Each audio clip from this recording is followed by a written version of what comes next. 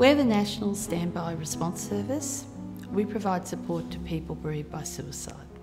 StandBy provides 24-hour support to people bereaved by suicide, anywhere, any place, any time.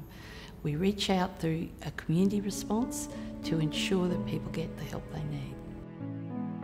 The program started here in Tewantin 13 years ago, and it's now national.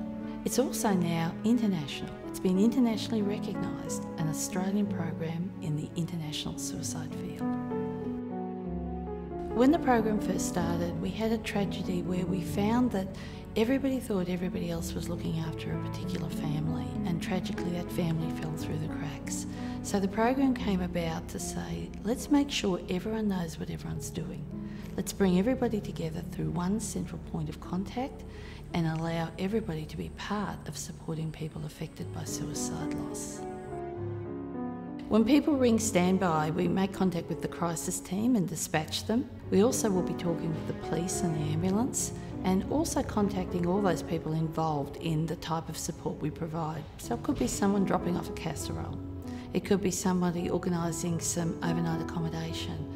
It could be a counsellor that we call on. Whatever's needed is pretty much what we do. Just over 9 years ago, my daughter Kylie took her own life through suicide. She was the owner of the bakery at the time, and it was just a shock to know that she was that deep in depression that she would take her own life. At the scene, we were given a card by the police to contact somebody if we needed to talk to somebody about suicide, because we didn't know anything about it at that time and only heard little bits through the years of other people doing it. When it happens to you, it's just something you can't comprehend. A couple of days after the police gave us the card to contact them, we did that, and they came round, sat with us for about 4 hours, Jill and Diana, and let us know what would be happening over the next few years.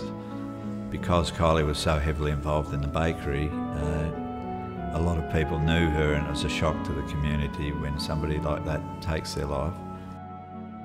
I think we've established a rapport with the people that come in, and they know that they can talk to us easily, and if they've got a problem, they just come to us and we pass them on to Linda or Jill.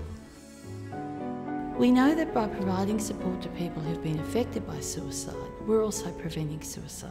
So what we believe is suicide prevention happens by doing the after-suicide support, by reaching out afterwards, by not only ensuring people get the right help at the right time and reducing some of the adverse health effects that can happen, but by also reminding people that whilst thinking about suicide is something that can happen, acting on those thoughts doesn't need to happen if they seek the right support.